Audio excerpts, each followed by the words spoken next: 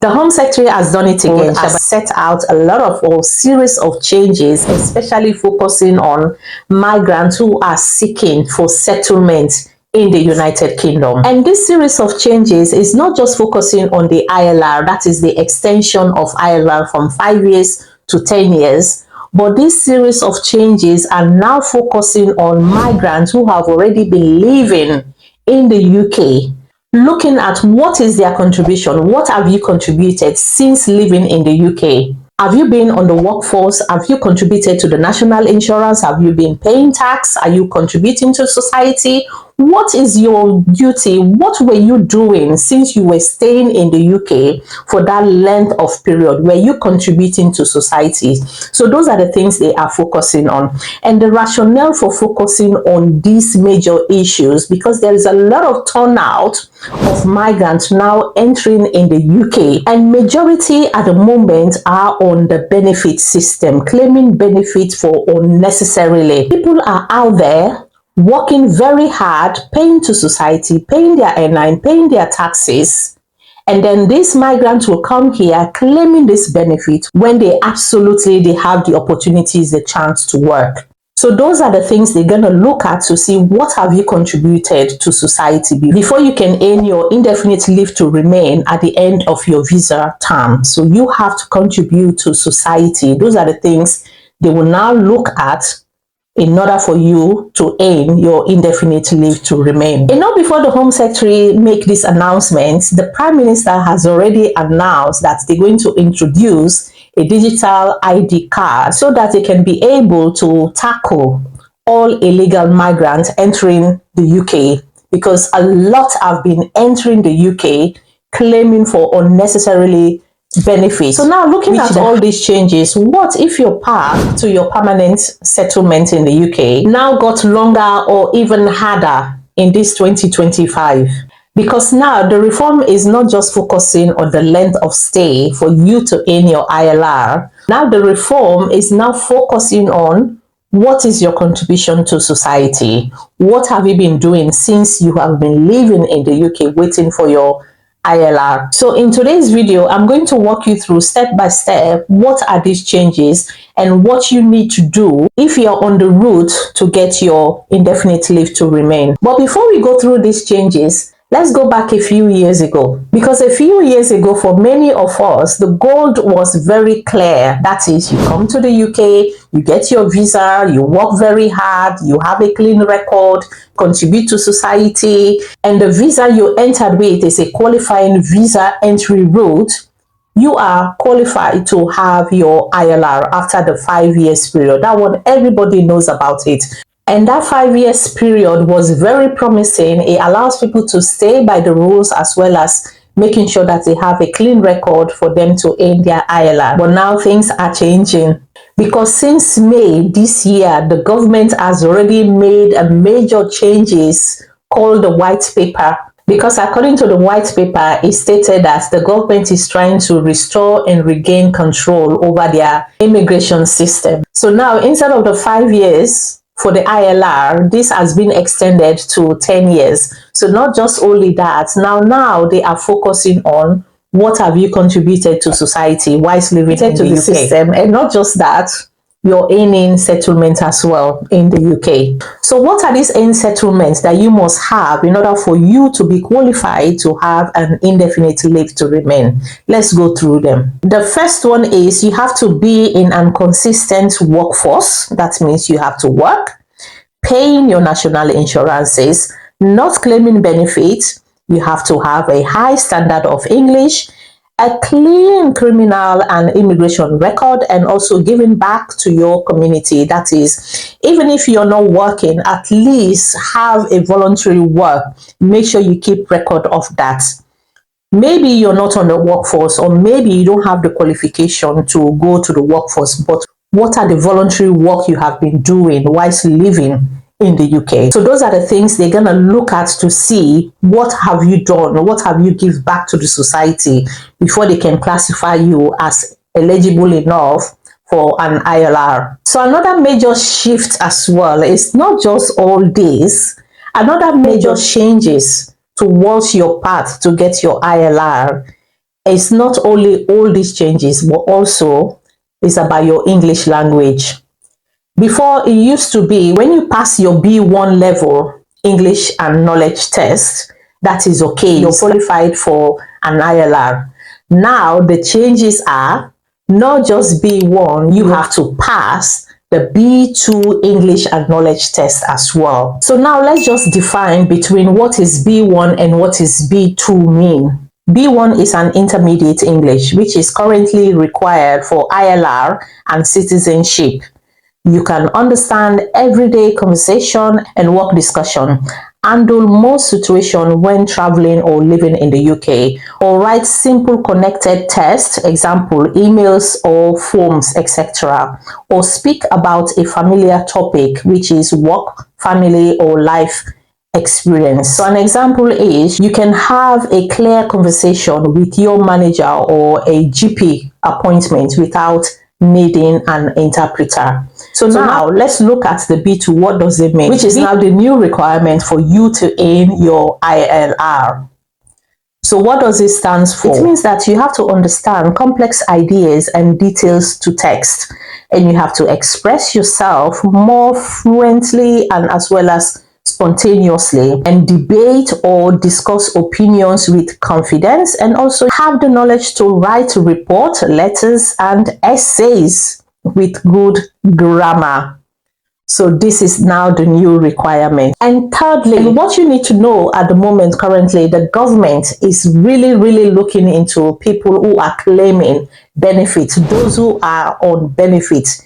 They are looking at their cases very keenly. If you are on the benefit system at the moment and you are looking towards the path of getting your ILR, just forget it, because the government is really focusing on those migrants who are on benefit and who are on the path to get their ILR. Just forget that path if you're on the benefit, because the government is really keenly focusing on the benefit system. Because what the government is aiming at, for you to get the ILR, you have to contribute to society. You have to be on the workforce. You have to contribute to the national insurance as well as the tax system. So those are the people that government is really focusing on when it comes to going for your ILR. So just forget it if you're on that pathway. But before you panic because of all these changes that is currently going on, listen first. This is just a proposal. These changes, all these changes have not been implemented yet. They have not come on force yet. They are still debating on them. They are still discussing on all these changes. So it is very unclear at the moment if these changes will affect those who have already lived in the system, or those who have already applied, or those who are in here in the UK already. So it is very unclear at the moment. So don't panic yet. The only thing is, if you're on the right track, continue with that. If you're not, this is the time you need to change your path. See if you can be on the employment. See if you can do some voluntary work. Seeing if you're on the benefit system, you're claiming benefits, then you need to think twice, see how you can turn that around so that you can have something to be proud of, that you're also contributing to the system. And also, it is very unclear if all these changes will affect some certain visa holders. Who knows? This is just unclear at the moment. Maybe there are some visa holders who might be exempted with all these changes. Who knows? Until it comes into effect, then we will know who will be affected. So I'll just give you a bit of an example of one of my friends who came to the UK about 5 years ago. She is also in the verge to apply for the indefinite leave to remain. That is the 5 years period. But because of all these changes, it really makes her worried to see if this can affect her. So at the moment, what she is doing, which I encourage you as well to do if you're already in the path to apply for your ILR. Currently, what this my friend is doing, she's on the workforce, she's working, she's contributing to national insurance, she's paying her tax, she's not claiming any benefits, she's very independent with what she's working, what she's earning. So at the moment, what she's doing, she's gathering some documents. She's trying to pile up all her documentation, especially the workforce and also all the voluntary work she's doing, because she normally goes to one of the day centers. She's doing some voluntary work there. So she's gathering all those information, all those documentation, put them aside. And also she has done a B2 English and knowledge test. She has completed it. So she's preparing all that so that when she's applying for indefinite leave to remain, she will not get rejected. So that is her worry at the moment. So she has already headed before with all these changes. She's looking at the changes, looking at what is required, trying to be at the top. So if she's submitting her application, so she might get a lesser chance for being refused or rejected. So if you are in the benefit system at the moment, you might not have the chance of getting your ILR. So just so you know. So if you're on the route of getting your ILR, or you're thinking of applying for your ILR, here is what I would recommend you to do before the changes happen. Like I said, it's just a proposal at the moment. They're still discussing about the changes going further. But if you're already on the pathway to apply for your ILR within the 5 years framework, this is what I would recommend you to start looking at now. So number one is apply as soon as you can under the current rules, because you're still eligible under the 5 years model. The sooner you secure the ILR before changes, the better. And number two, upgrade your English. Aim for B2, that is the upper intermediate level. And number three, please stay in the workforce. Find a job to do so that you can earn money, and also you can have to document that you are contributing to the national insurance. And also avoid claiming benefit unless absolutely you need it due to some certain reason, but make sure you keep evidence and keep record of that reason why you are on benefit. And number five, get involved in community. That is, involve yourself in voluntary work and make sure you keep proof of that voluntary work you're doing. For example, keep the date as well as the organization you're volunteering for, and as well as some letters, corresponded letters. And six, please stay very clean on your record. Don't have criminal record or any immigration violation. You will be penalized. And also please stay informed. That is, keep up to date with the rules, the changes, because you don't know, the rules might shift, might change. So make sure you keep yourself up to date.